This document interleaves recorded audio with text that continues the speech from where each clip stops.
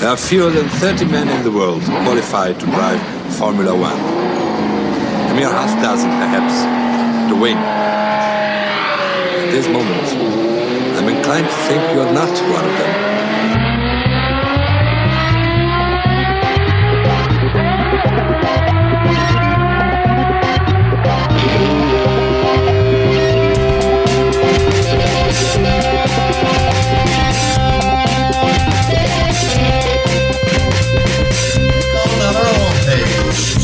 No, you want to. Keep up the good work, and there you have it. There you go. With the qualifying.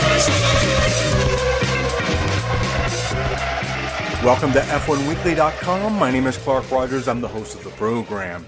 I'll be joined by Nasir Hamid, my co-host. This is podcast number 1054, July 29th, 2024, Nasir. Thank you, sir. I say Republic Aviation had F105 Thunder Chief. LCH has F1 105 Grand Prix wins. He is the winning chief. Royal flush from King George. Binotto is back. House cleaning at Audi F1. We shall explain very gladly. Back to you, Chief. Thank you, Nasir. On today's program, happy birthday, Fernando. Happy birthday to you.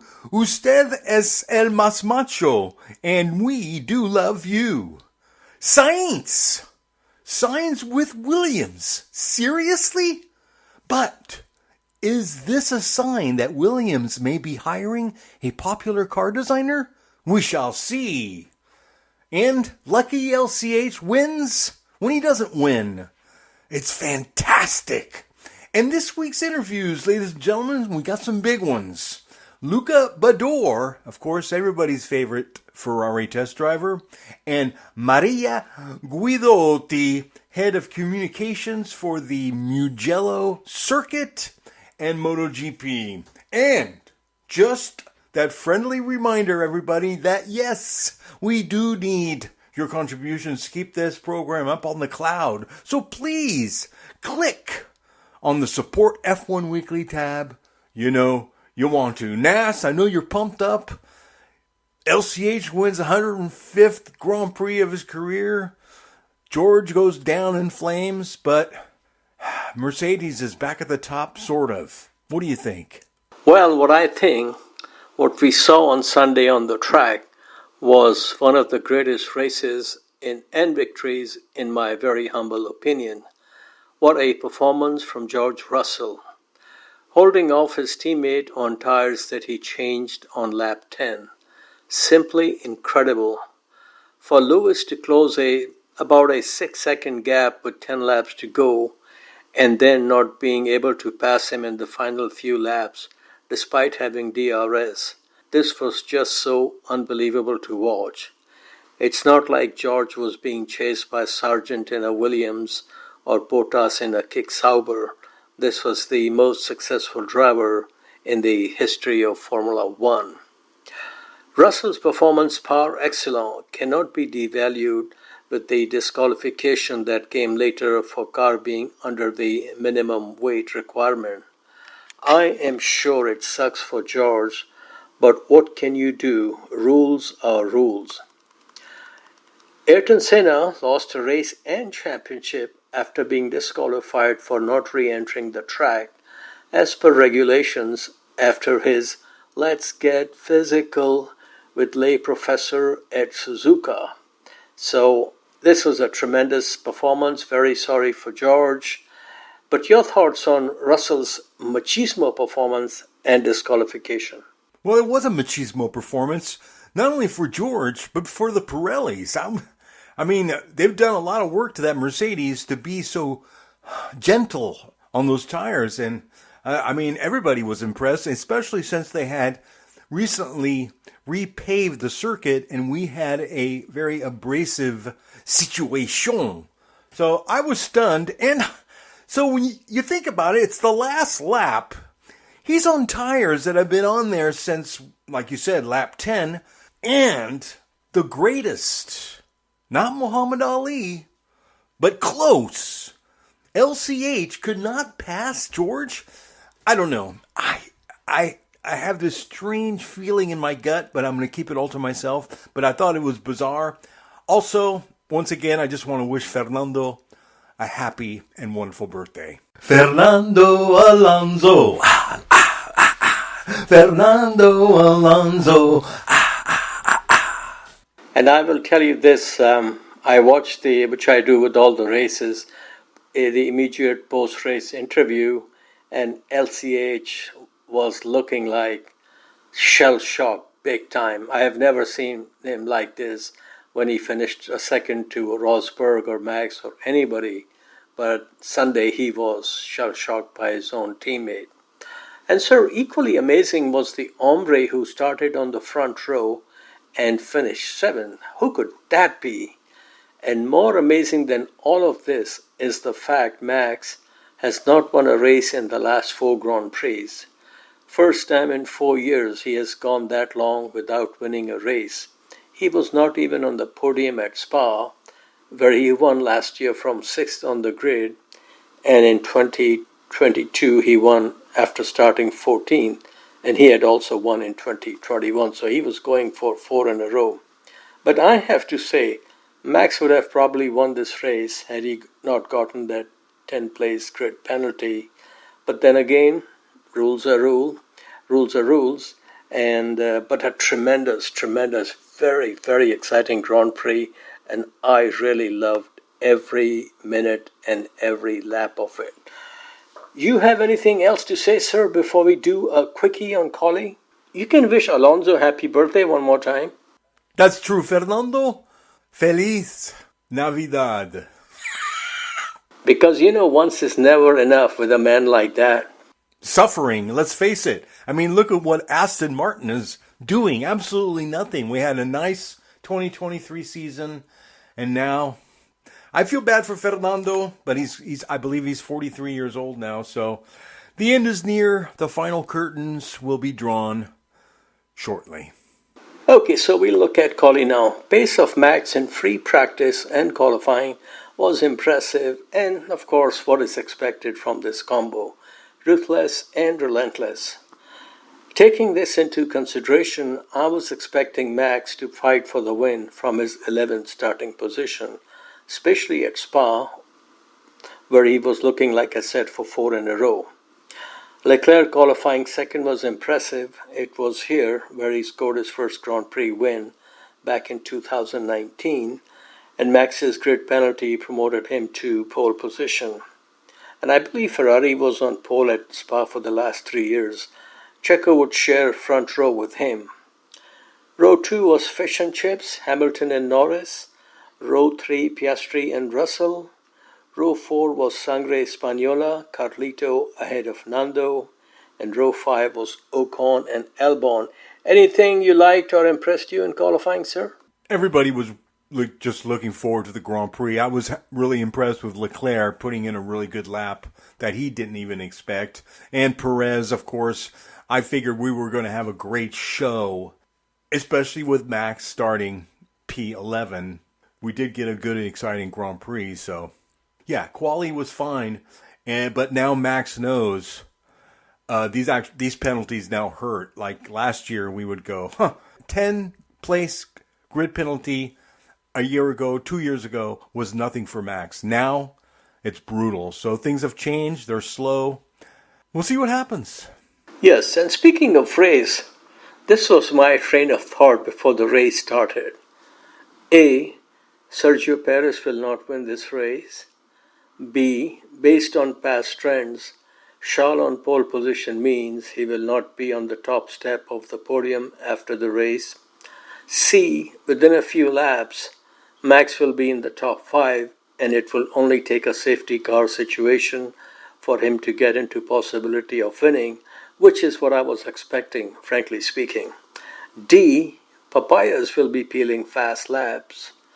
E. As you know, E is for electrifying. Since you and I are wired differently, I was not expecting F to win the race. What was your locomotion saying as the cars were rolling on formation lap?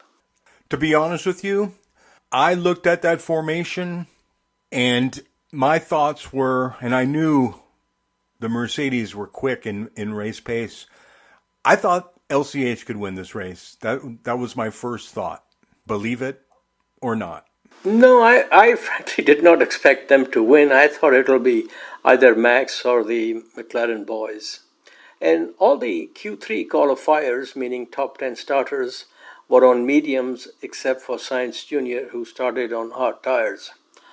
Charles Leclerc shot into the lead as the lights went out at Spa. LCH got the jump on Checo, but I have to say Numero Dos put up a good fight, at least on the opening lap, and even got ahead of Lewis, I think once or twice briefly. But LCH was in the mood for business, and his business is winning races. And closing in on Leclerc, on lap 3, it was Arrivederci, amigo. Same lap Guan Yu Zhou was done for the day in his kick Sauber. I have a question for you. You know, all these teams, even back of the bus, right? They have over $100 million budget. They spend so much money in this thing and that thing, CAD, testing, whatever they do. And they get their cars done, blowed up within few laps. Sometimes they don't even start on the grid.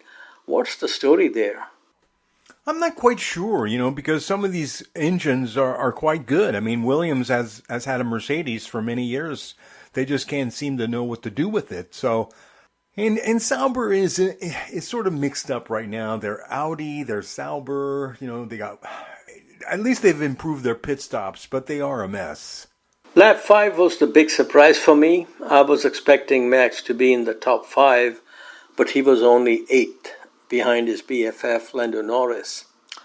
I have to say this, with such a big lead in the championship, one cannot say Max is under Lando's thumb, but the change has come for sure, and I must say much sooner than I expected. Lap 6, this was interesting. Lap 6, Lewis had a Seb at Ferrari moment, reporting to the team, "There's something moving down by my legs." Now, if you remember, Seb's message had a little funny bone to it, saying, "There's something between my legs apart from the obvious." So that's Seb and his German humor for you. Lap 10, and we all know Spa is a long lap, when Max still could not get ahead of Norris despite being in DRS zone. And that's hard to believe. I began to think of one of our favorite songs in the Palatial Studios, "No package, no delivery, even if you are the greatest driver on earth or in heaven." And LCH, to rub it in, had the fastest lap at that time. At the end of lap 10, George and Russell in for tire change, which I thought was a little too early because, I was not sure if they will do 1 or 2 laps. Race leader LCH in on the following lap.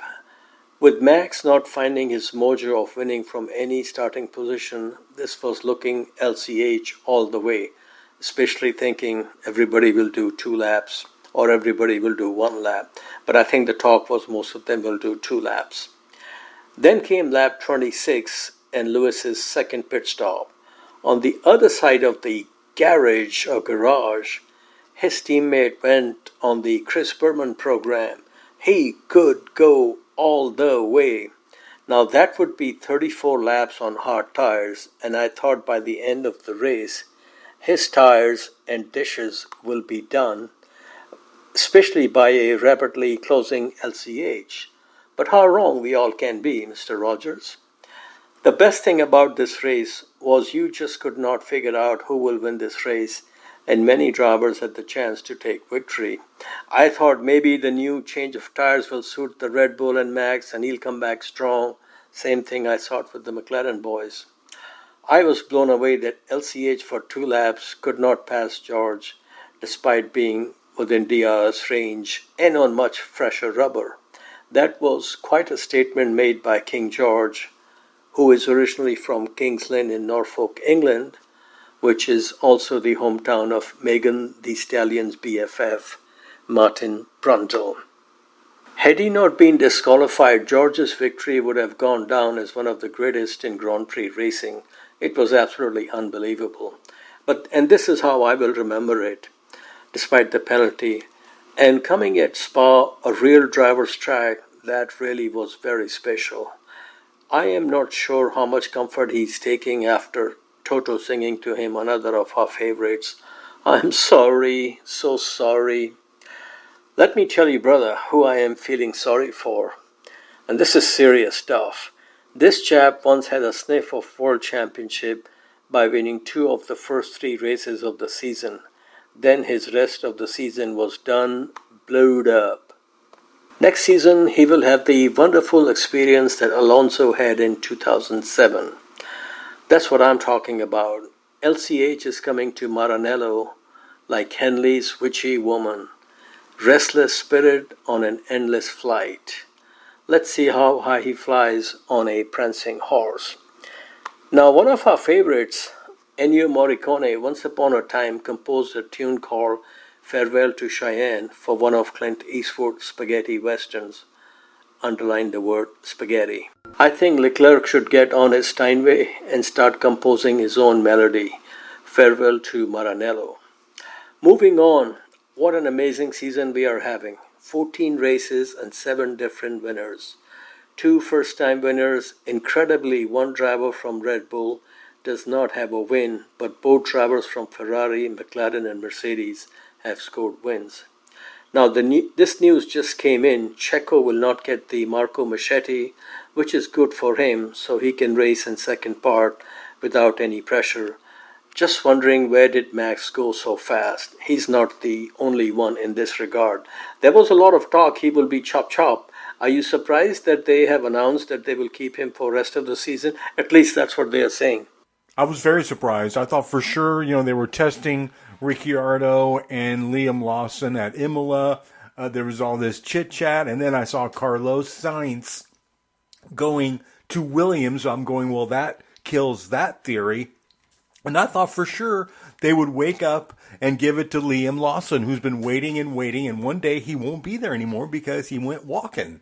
So I'm stunned, but I'm also happy for Perez. He'll go home and see his wife and children and maybe find his mojo. Yeah, and I understand it's in Liam Lawson's contract with Red Bull that they will put him in a Formula One car next season. So let's see how it works out. But I think keeping Checo basically means they really have no interest in putting Ricciardo at Red Bull. Would you concur on that? I do concur. And once again, I think Ricciardo was counting on that wonderful text saying, welcome back, baby. But it ain't going to come. Yeah. And but like I said, I think it was last week, whoever goes as teammate as Max's, wingman, I have nothing but sympathy for them. But let's see how it works out. Well, going back some years ago, I thought Ricciardo will not do anything to Seb, and he went 3-0 against Seb. So you have to give the man or the woman the opportunity in the community to see what they can do in the race. But do you really think Liam Lawson will rattle the cage of Max Verstappen? Of course not. But, you got to give him a chance. Exactly. Okay, sir, now we come to what they say apart from smiling in your face. LCH, he said, and I quote, "Today the car came alive and I was really surprised to, firstly, get into the lead and then be pulling away from everyone. It felt fully under control and I've not had that for years." End quote. Now here is the deal, as Mr. Perot would say. Some of us remember the 2008 Belgian Grand Prix, and this is in reference to LCA, the lucky getting lucky. So some of us remember the 2008 Belgian Grand Prix, when Hamilton won the race on the track but was given a penalty for not giving up the position to Kimi Raikkonen properly. Last I checked, Kimi did pass him, but Stewart had other ideas, so what goes around comes around. I shall never forget the comment from the race winner, Felipe Massa, and the race was in changing condition and Kimi crashed out on his own. And Massa's comment was, I quote, "I was driving like a grandmother," end quote. Question I have is, did somebody say karma, and who could that be? Now we come to Lando Norris. Most agree, and you tell me if you agree with this, most people agree that McLaren has the fastest car now. Do you agree on that, Senor? I do agree. But somehow Mercedes have more wins than McLaren this year.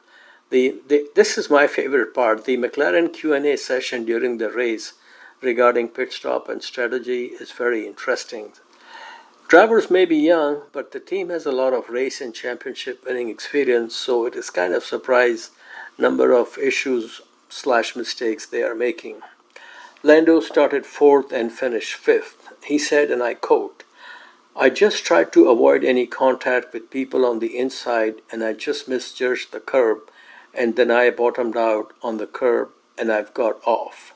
So a bit stupid, honestly. Actually, it was embarrassing." End quote. Sir, I have a question for you. I think that Lando and Piastri is a very, very strong driver combination. How long before it turns into some ugly situation, in your esteemed opinion? Not very long, to be honest with you. As you notice, Piastri is getting better and better after every race. And Lando, I think he does have some emotional issues.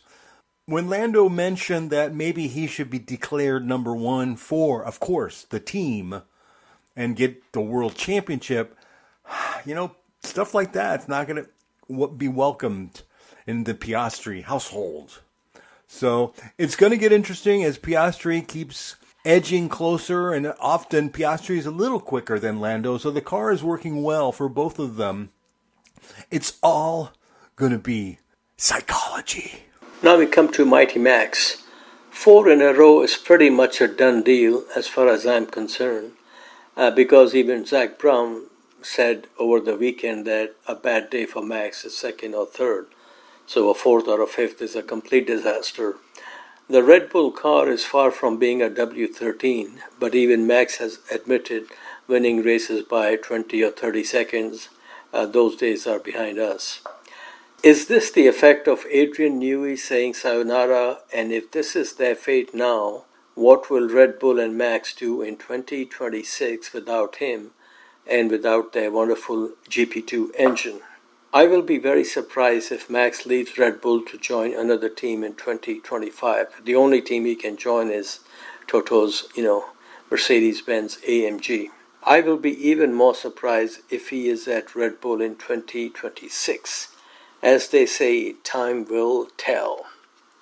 You have any thoughts on Max in 2026, Senor? Ford, it's a better idea concept is going to be under scrutiny closer and closer as we slowly inch our way to 2026. And Max does not like being in a regular car. If it's not dominant, he's not a happy camper. There's a lot of screaming, uncomfortable people. So, I don't know. If Red Bull cannot fix this lack of domination for the rest of the season, and Max comes out next year fighting for top 5, it's not going to be good as all the teams are catching up. But I don't know. I see Max thinking of moving on from Formula One and doing VEC or Le Mans. Okay, next, Piastri. Dingo is going like a greyhound, which is what I fully expected after his championship-winning ways in Formula 2 and Formula 3. Mr. Brown has 2 lovely drivers, and I think it's just a matter of time before Piastri and Lando, and this is something we just discussed, go at each other like junkyard dogs during the race. We have seen this movie before in 1988 and 2007. As we all know, the favorite genre in the F1 Palatial Studios big screen is cage rattling. Yes, sirree, Bob, and I cannot wait for it. Okay, sir, now we come to wonderful Dr. Marco, what I call menudo de jour. This is what he said, Dr. Marco said about Checo, and I quote, "Sergio had the opportunity to get a good result from second place on the starting grid. Unfortunately, it was not like that. In the last stint, he collapsed completely, setting lap times a couple of seconds higher than his opponents. 8th place from second at the start is not what we expected. Now for us, the situation is such that in the next few hours, we will address the issue with a view to 2025, end quote. And you know what I'm thinking, Mr. Rogers? Since they have so quickly confirmed that he will stay, could it be an ironclad contract from his people? Because they are bringing a lot of money from Telmax, that, hey, you just cannot kick us out. There has to be something more than just all of a sudden we are very pissed off and unhappy about his performance, but we'll keep him racing till the end of the season. So do you think something more to this now? Yes, we call it pesos, billions and billions of them. So, of course, it all comes down to brass tacks. That's why this meeting didn't take very long at all. Checo just took out his Carlos Slim membership card and said, "Sí, yo tengo." And that was the end of that conversation. Okay, sir, with that, I think it's time for beverage break with some pineapple Jarritos. Okay, Nasir, good idea. Let me get the Jarritos and we'll be back after this brief message. Hi, hello, I'm Jean Lézy, and you are listening F1 Weekly. Welcome back to F1Weekly.com. Clark Rogers here, your host.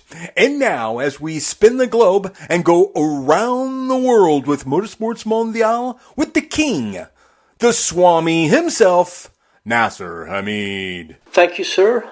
Today we shall start Motorsports Mondial with a conversation with Miss Maria Guidotti. She is Media and Communications Manager at Mugello Circuit and was very helpful when I was there for the Formula Regional Europe by Alpine and the Italian Formula 4 races. Now, the Mugello Circuit, as we all know, is owned by Ferrari and is located in an area called Scarperia, and this is absolutely beautiful. I would highly recommend a visit if somebody is in the area. Maria also writes for Cycle World publication in the US and worked for MotoGP for many years.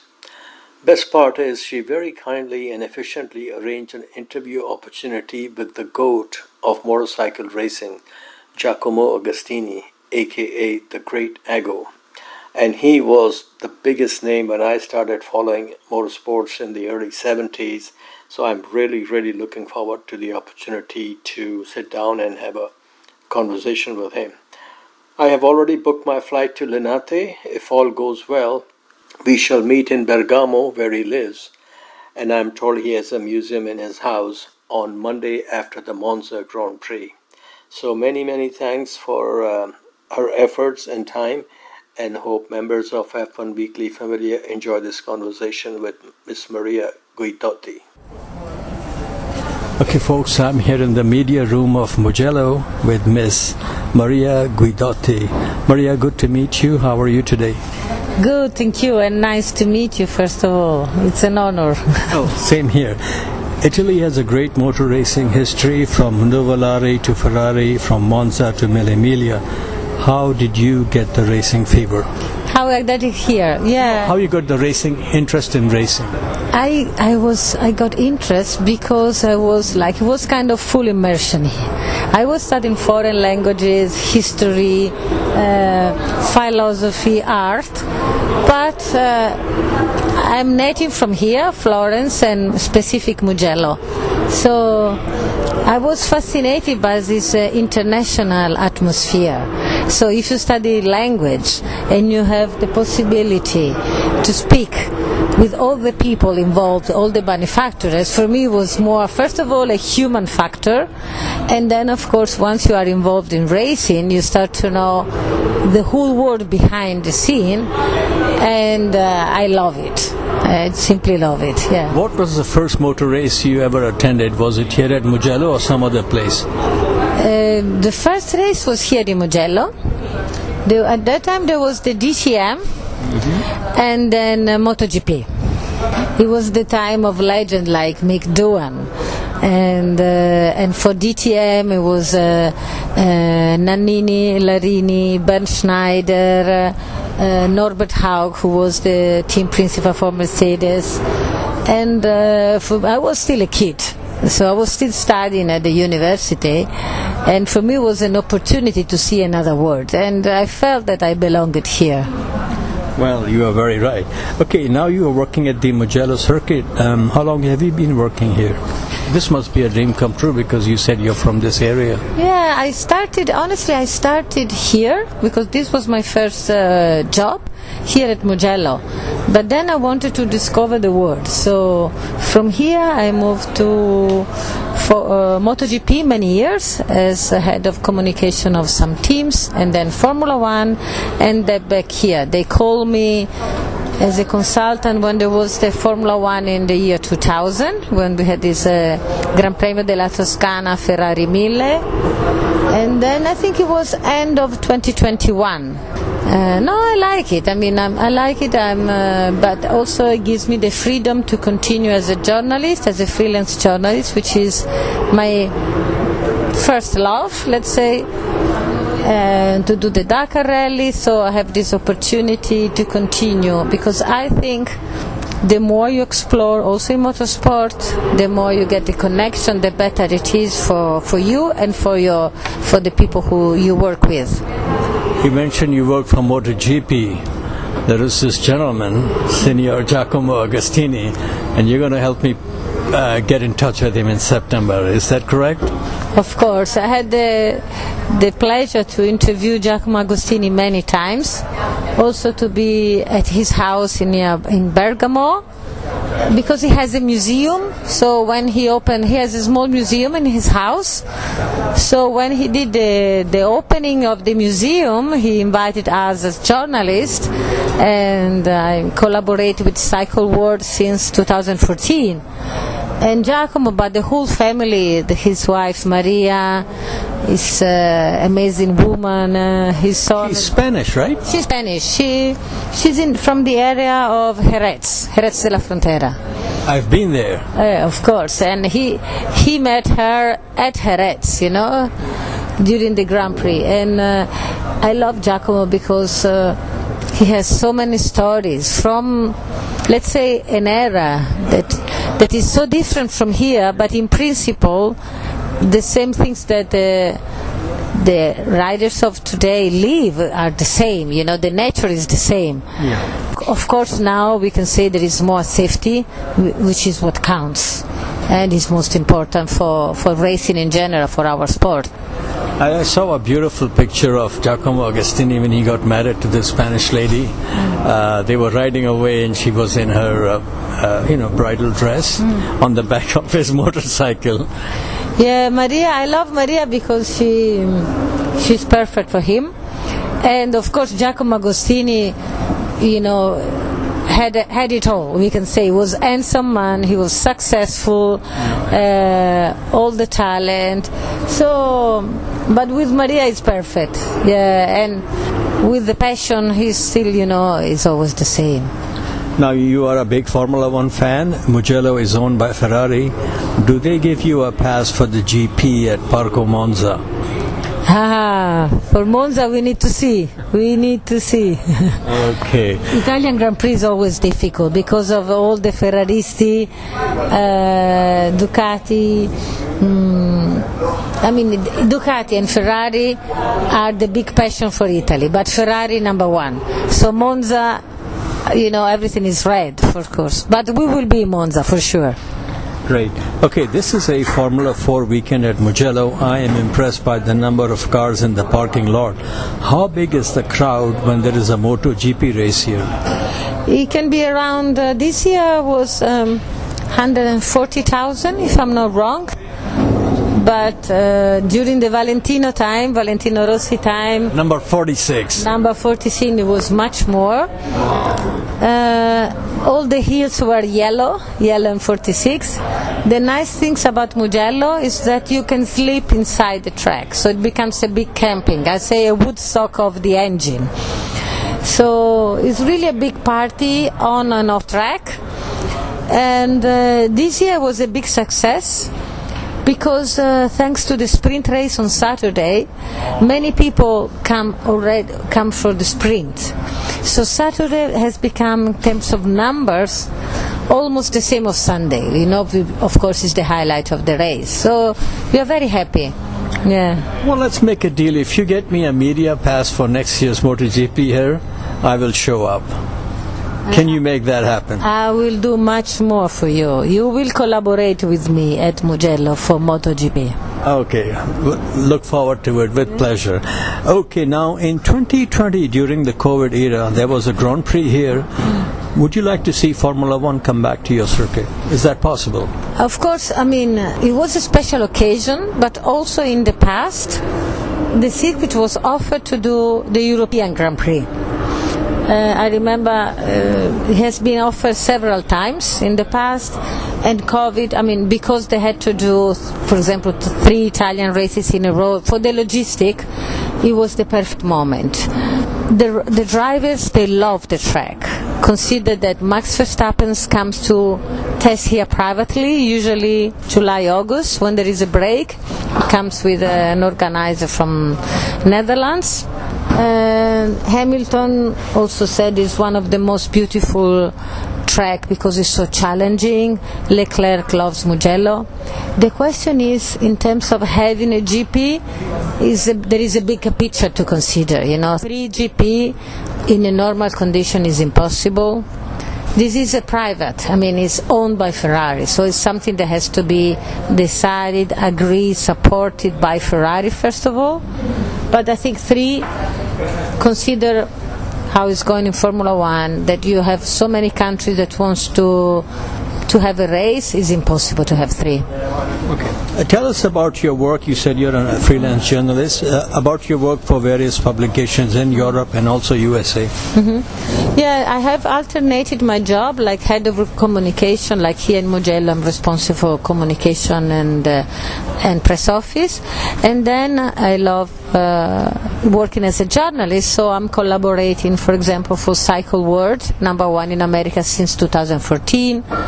I cover the Dakar Rally for La Gazzetta dello Sport, and I cover for them some races like WEC, or it depends, if there are some good opportunities.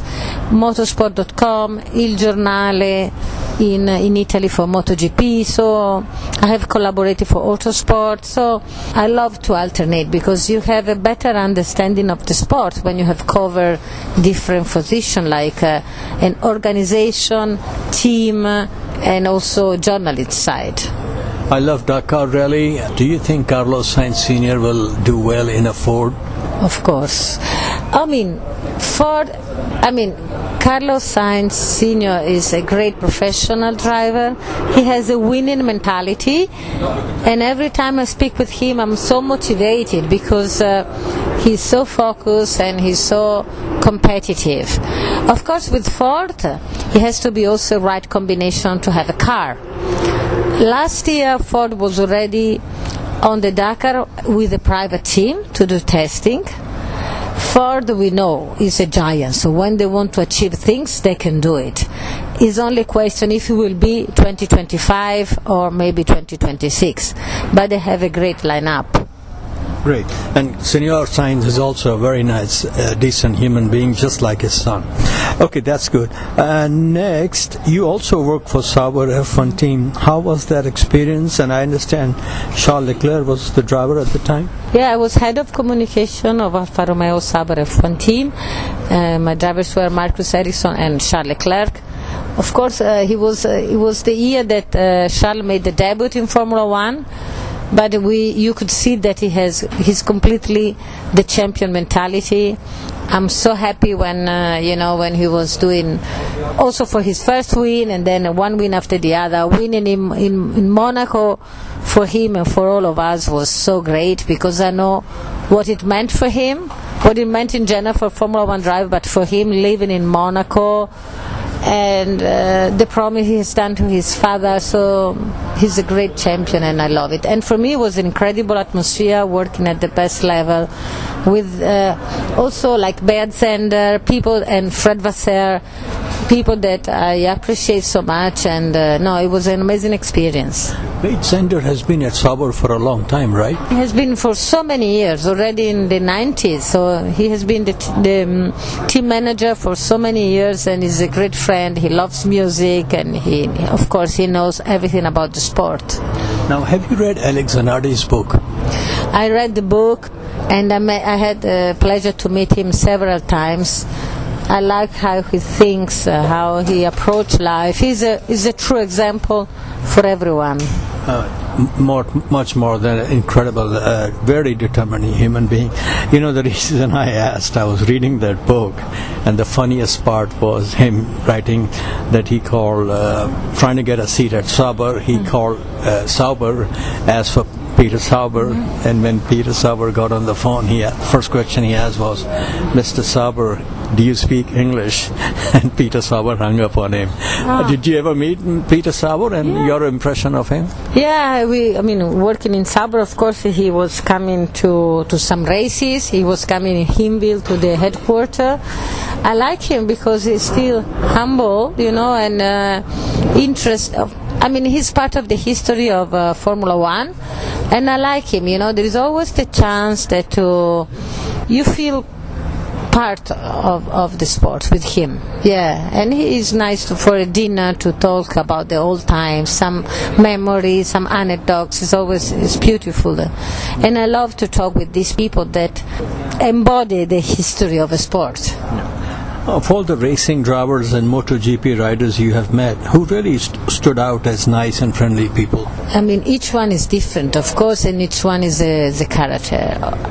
I remember from MotoGP, I can say, of course, the number one for me is Valentino Rossi, because I consider him as a complete rider.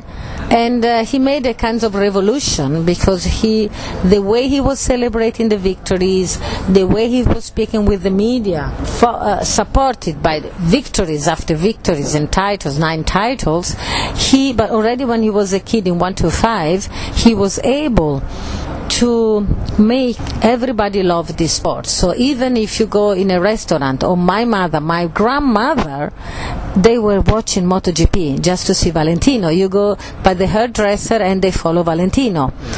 But then I love people like Mick Doohan or Kevin Schwantz, Kenny Roberts. They belong to the history. Like Kevin Schwantz was kind of quite wild and heavy, crazy, but I love it, because with the 500 they were doing things that now would be really difficult, to do it. One name you did not say, I want to ask you about him, Senor Marc Marquez. Of course, he's a champion.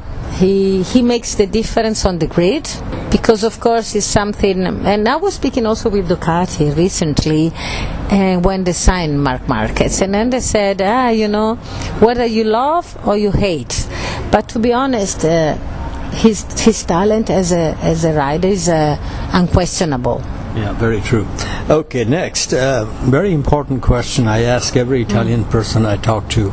No Italian world champion since Alberto Ascari in 1953.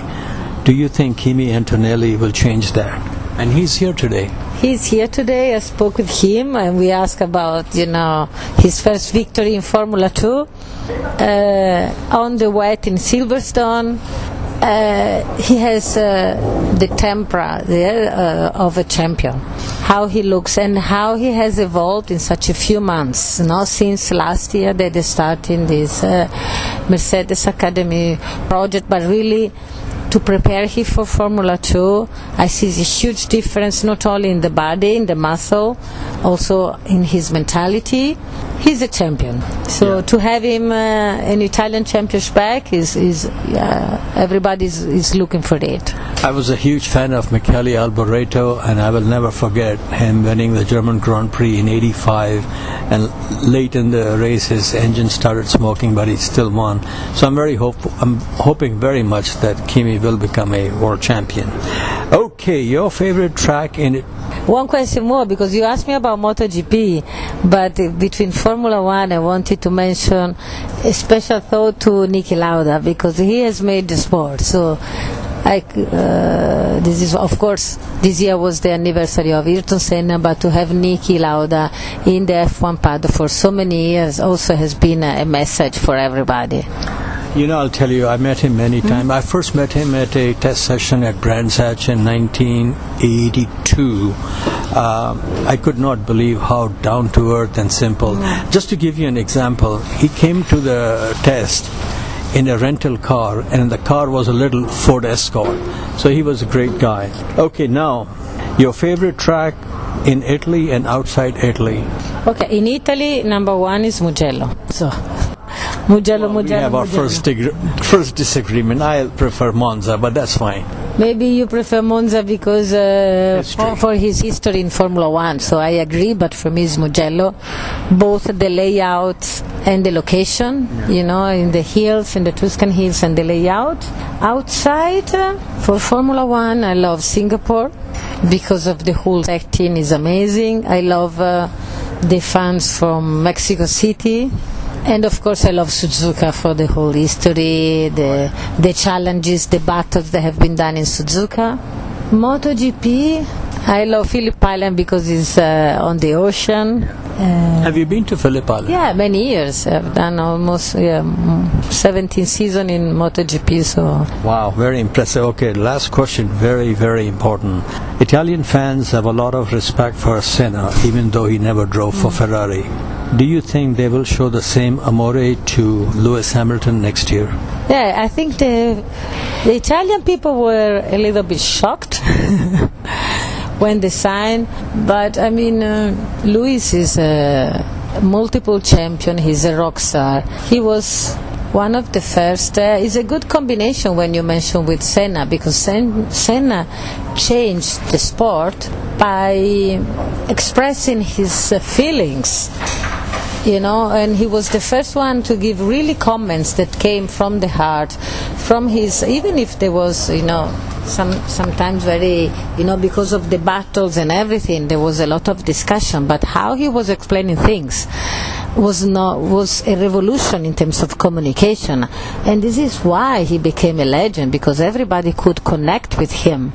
For me, you know, if you ask me, I was a kid, who was the Formula One driver? For me was Ayrton Senna, full stop. So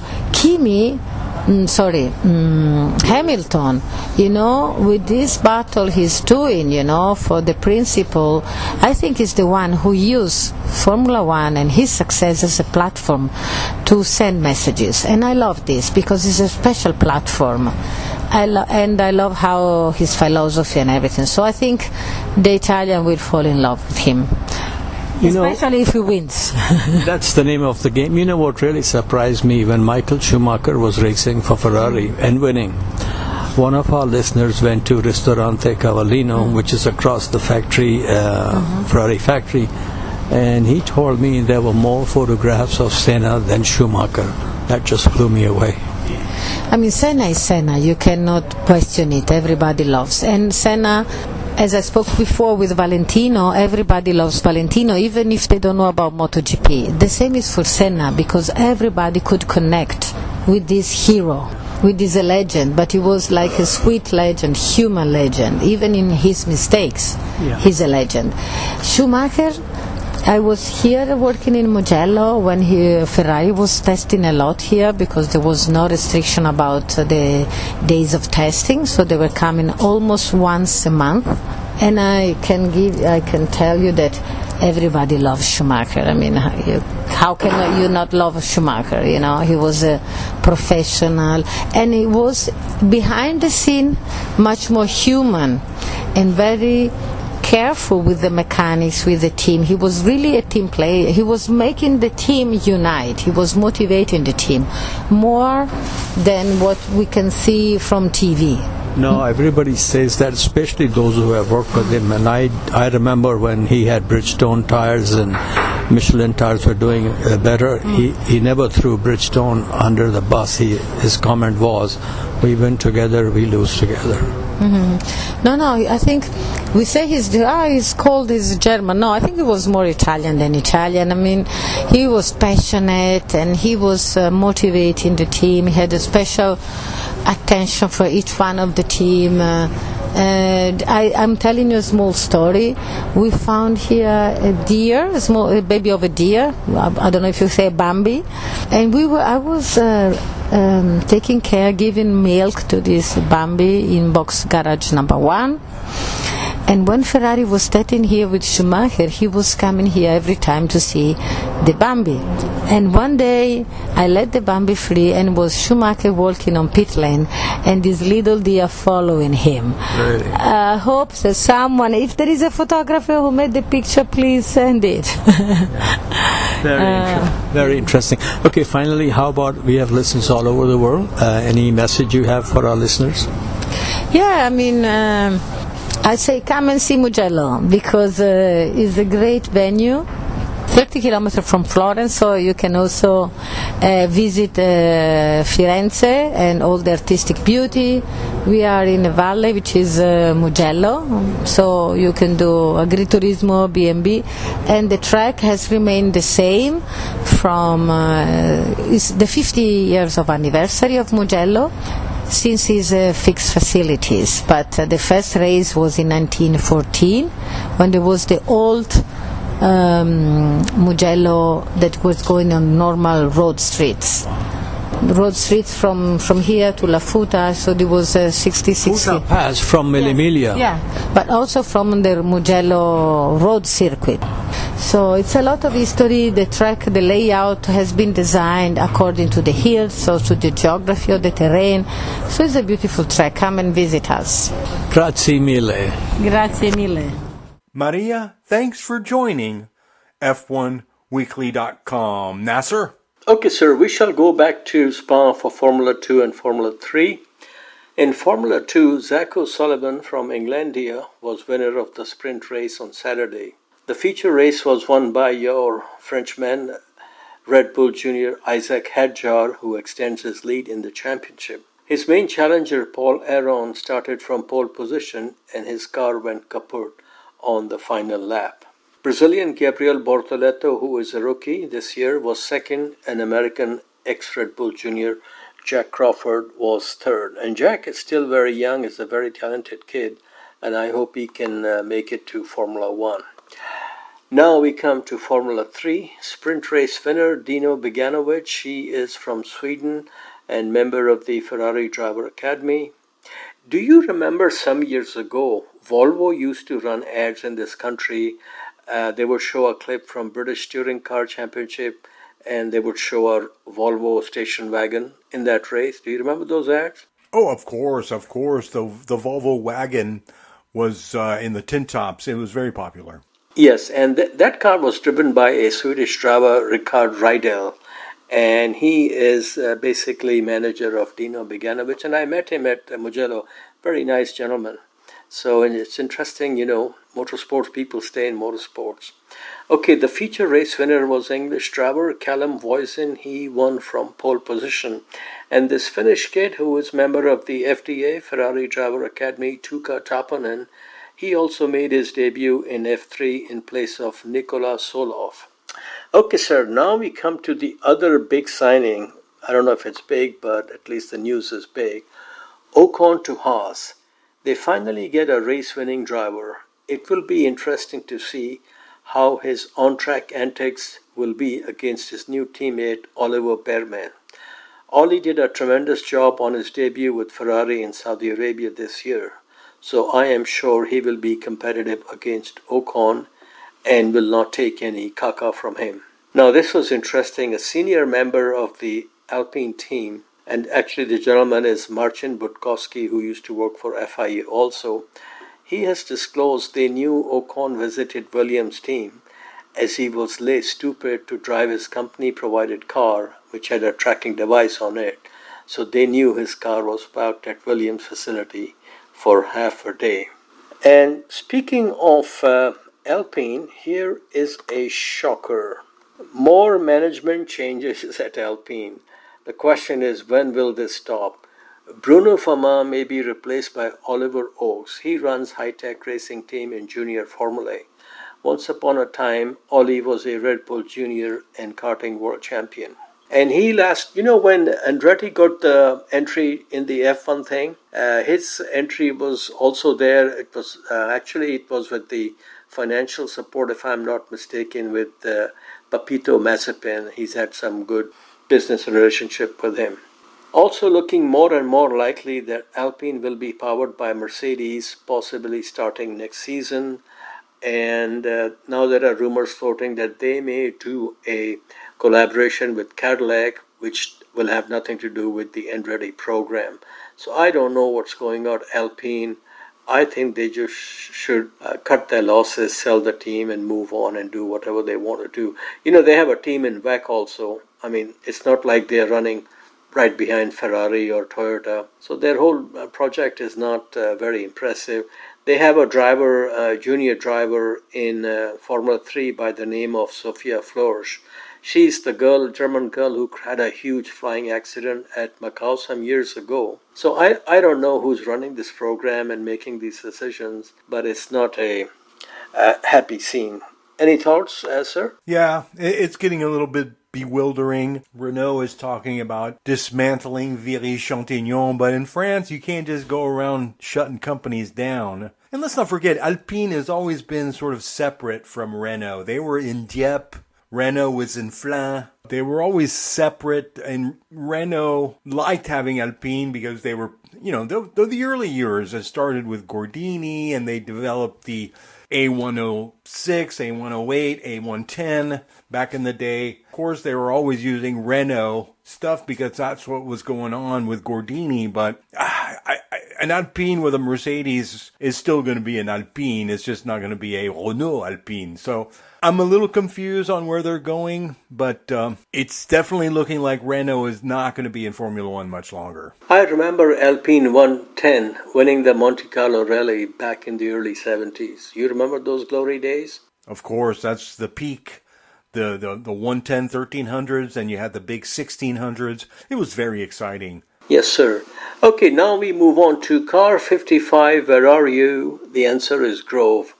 The long wait is over. We finally know Carlito will drive for Williams next season. His choices were limited, but going from Ferrari to Williams is like going from the cockpit of 747 to the cockpit of Tu-154.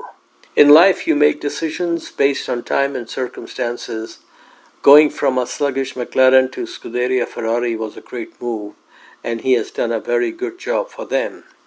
They have thanked him by showing the door, which is not very cool. At Williams, he will have to completely destroy Albon to be considered by any race-winning team for a seat in the future. So, sir, my take, this is not my wish, but just what I see how things are happening. I think it's going to be very difficult for Carlos Sainz Jr. and his current teammate Charles Leclerc to become Formula One world champion. What say you? I agree. I think what seemed very possible and plausible is now slowly fading into the mist. Just like I remember when Ricciardo hit the scene, we all thought for sure he was world championship material. They come and they go. Ask Fernando. Happy birthday, Fernando! Oh yes, the double world champion. Okay, sir, let's bring in Senor Luca Badoer into the palatial studios, and shall we do that? Yeah, he's a nice guy. Yes, he is, and I thank him for his time at Mugello. His son is racing in Italian Formula 4, and I think he finished second that day, so he was very happy camper. And so please enjoy this conversation with ex-Ferrari racer and test driver Luca Badoer, conducted at Mugello a couple of weeks ago. Thank you. Okay, folks, I'm here at Mugello with Senor Luca Badoer. Luca, good to meet you. How are you today? It's a very positive days. My son did second yesterday and today, so it's very good for the championship. He's scoring a lot of points, so everything is very positive. And he also got his first pole position this weekend, right? Yeah, this morning he did his first pole position, and this is another very positive point. We are always on the top of the position, so it looks really interesting. Now, first question I have for you, how good is Brando compared to Papa at the same age? I mean, it's really different. The level of everything is much higher now, is much more professional, and is much more highest level. Obviously, I noticed this in all the sport, so it's something that changed overall. But in this contest, you can really feel a much big difference. Yeah, and you know, it's very competitive now, but we also have like Red Bull program, Ferrari Driver Academy. For a young, talented driver, is it easier to get to the top level now or in your days? No, it's was more easy on my day because the level is very high and there are many drivers that are very quick. So you have less possibility. Anyway, Brando is optioned by McLaren, and we see if he can get in finally in their program. That should be really positive for him. Did the interest to become a race car driver came from himself, or did you push him? No, I didn't push. I didn't push because honestly, the motorsport I mean, I did already 30 years and not happy to stay again to pass more time of my life in this ambient. But obviously, he want to do, and then I will support him as soon as possible. Okay, Italy is the global center of karting. You were Italian karting champion. Can you tell us a little bit about your karting career and who were some of the drivers you raced against, and any special memories you have, like you started a race 34th and won? I started a bit late on go-kart and I was already 13. But at that time was not a problem. If a guy starts now at 13 years, it's impossible to follow up and have a career because, as we said before, the level is impressive already from the go-kart. From the go-kart, you have a child with 9-10 years that already they are professional and they do everything to growing and go to the maximum point.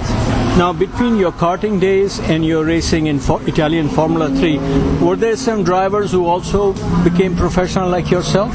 From the days of your karting and your racing in Formula 3, were there any other drivers who also became professional drivers like yourself? I mean, yeah, many drivers. I mean, maybe a bit younger, a bit older, but there are some drivers that we did the step together with different choice, but they arrive anyway in Formula 1.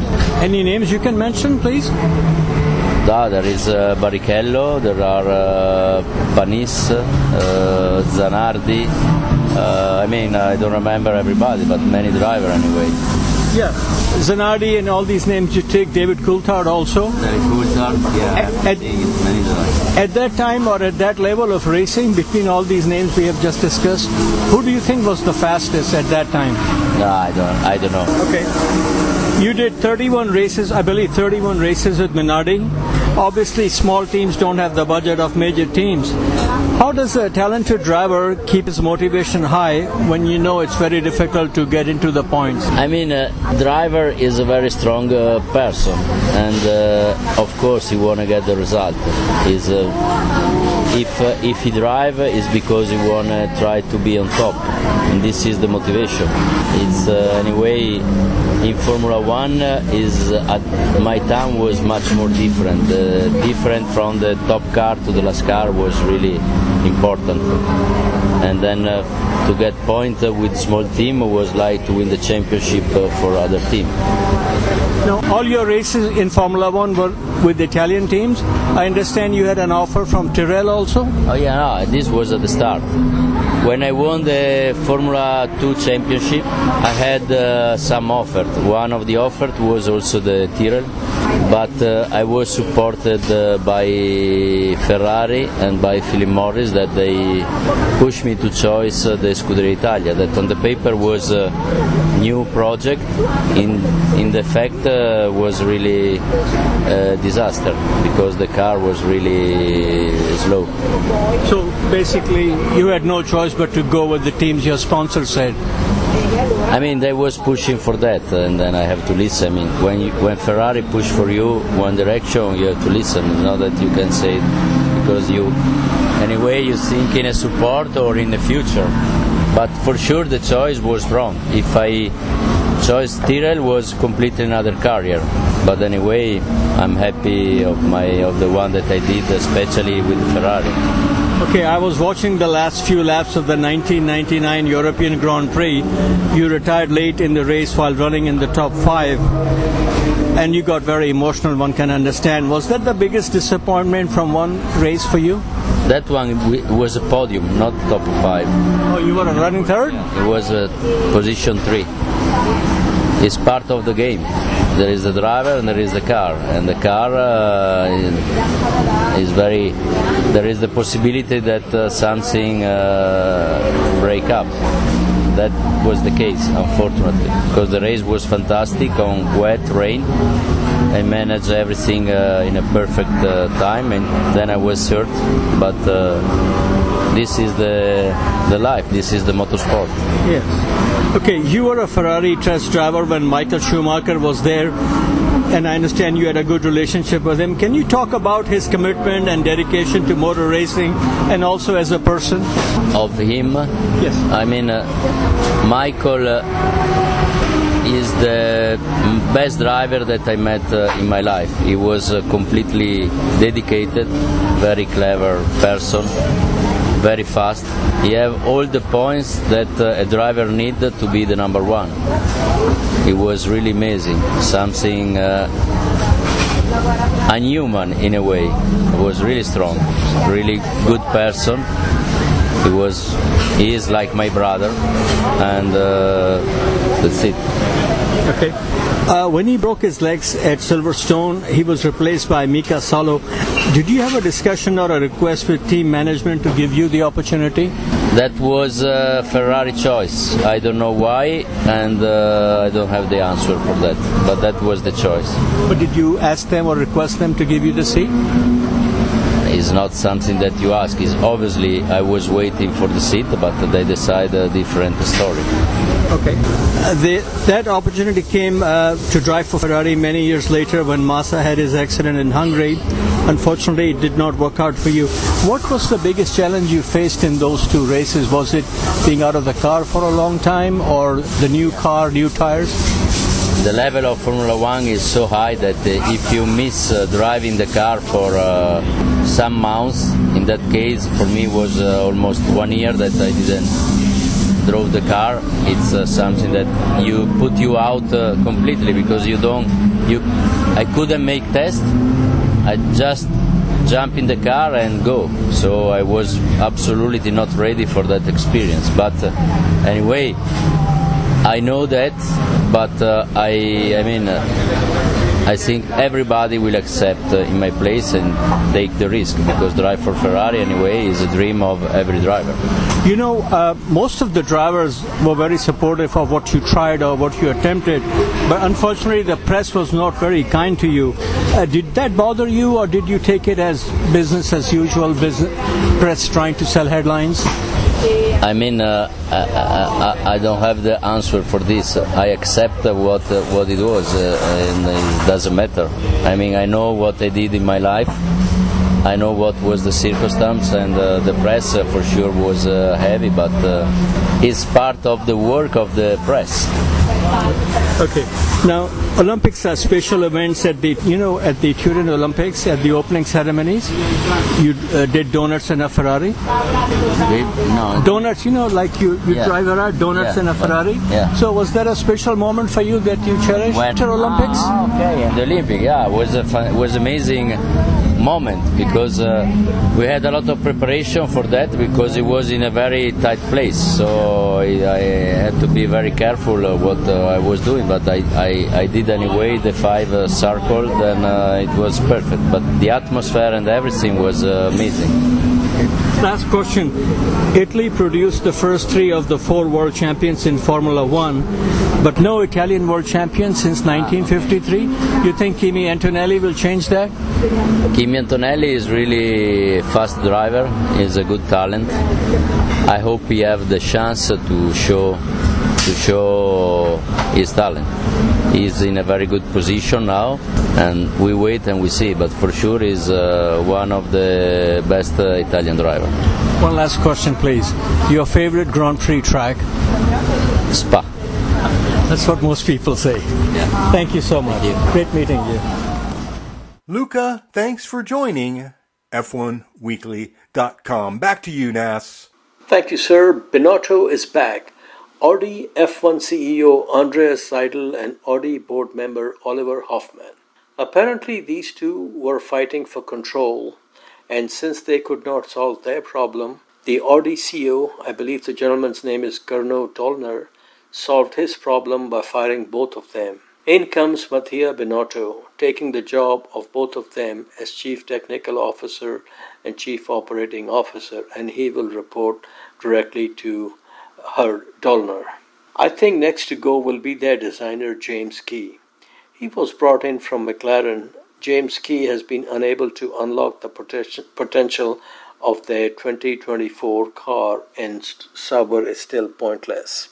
And this is just, I think, is a pretty big signing. And one thing you do get with signing such a big name is, he was at Ferrari for almost quarter of a century. They know a lot of good people, right people, so I think there will be some decent talent rolling into Hinwil in Switzerland. Well, what will be the fate of Nico Hülkenberg? He won the Le Mans 24-hour race with Porsche when Andreas Seidel was there. He has a lot of experience, and I think Audi will take a lot of flack from German media if they let go of a homeboy and bring in somebody with marketing appeal. Do you think, sir, they will do anything with Nico, keep him, or who will be his teammate now that Sainz is not available? Oh, I think Nico's locked in. There's no worries about there. He's German, and he's very talented, especially with the input in the engineering and technical side of the car setup and everything. Nico is the dude. So that's going to be fine. But yeah, there you go. To be honest with you, with today's engineers and Audi's success at Le Mans, I really thought that Sainz should have gone to Audi. They could be competitive out of the box. It's not that unusual for a mega motorsports company like them to be able to compete quickly. No, I wish he had gone there too, but we wish him well wherever he is. Okay, driver signing. Dries van Langendonk, Junior World Champion in Karting 2023, has been included in the McLaren Academy. He is from Belgium and from the town of Zolder, where the historic track is located, and where I was there with familiar member Mr. Louis Nasir, so that was fun. He is 13 years old and will continue in karting with the support of McLaren. But speaking of McLaren young drivers, this American kid of Nigerian descent, Ugo Ugochukwu, man, this kid is so tall. I mean, it's very impressive. He came through the system same time as Kimi Antonelli, but he's not performing at Kimi Antonelli's level, and we will keep an eye on him. He was also in the race I was at Mugello. And sir, what is interesting? When I go to Italy for the Signor Agostini interview, weekend after the Monza Grand Prix is a Formula Regional Europe. It's they call it Freca, so we just call it Freca. There is another round of Freca at Imola. And the host of F1 Weekly has very kindly put in a request for media credential. If all goes well, I will go to that race also, get some more interviews done. And then one of the things I want to do is go to, the Ferrari has two museums. One is the Motor Racing Museum, and there is a museum tour of Enzo Ferrari's house, which you can see in the movie. So I'm thinking of maybe going there and also do a tour of the Maserati factory. And actually, news just came out today. This wonderful Stellantis Corporation, they are not too thrilled with how the financials are working with Maserati. They may unload this brand. So let's see what that happens. Sir, are you ready for famous last words now? I am, and if you go to Signore Ferrari's home, maybe you'll run into Penelope Cruz. Oh, that will be wonderful. Va-va-voom! Good job, Nasir. Yes.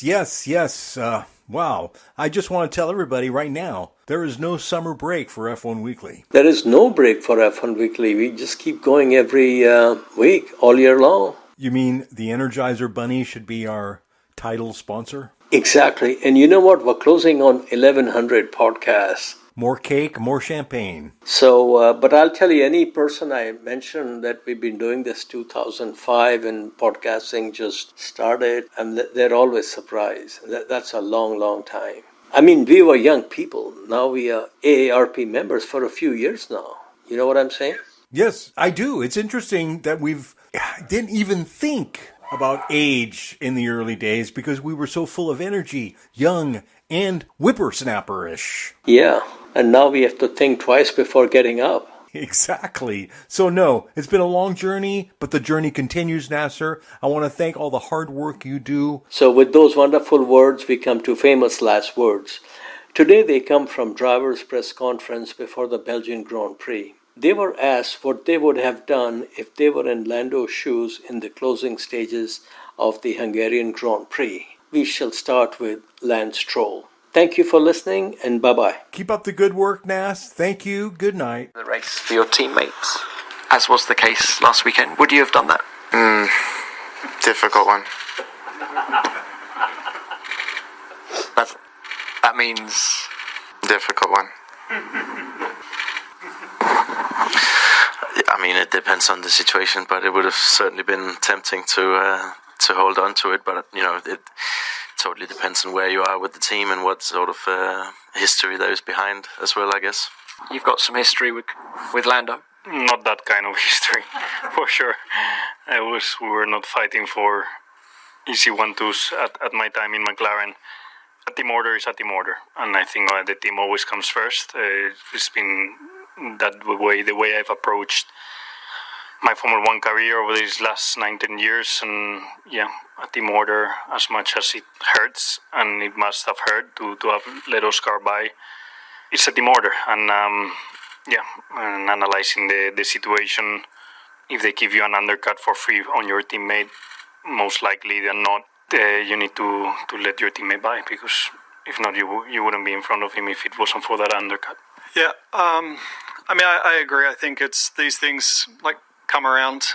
I think the advice he was given was also, I think, good, because in the heat of the moment, you know, you don't kind of see it all, so to speak. It's like you see a win in front of you and that's it. But, you know, they're talking about championship and we win as a team and you might need Oscar's help and this and that. And I think that's kind of the perspective sometimes you need, I guess, in the heat of the moment. And yeah, that's a thing. Also, as Carlos said, it's a team game, and you do need the team to help you. And there'll be times where, again, it comes around and it'll work in his favor. So, as much as you don't want to hear it, of course, at times, and yeah, we're all here to win. I think long-term play, it's definitely the smartest one. Valtteri, you've been in this exact situation. Been there, mate. Yeah, it's Russia 2018. There was a few. Okay. About this. You know, I think everything been pretty much mentioned already, and agree that there's certain rules. Depends on the team, depends on the situation, but normally it comes back to you. So obviously, I would give the place back because I'm an amazing team player. Any regrets? Yes. No.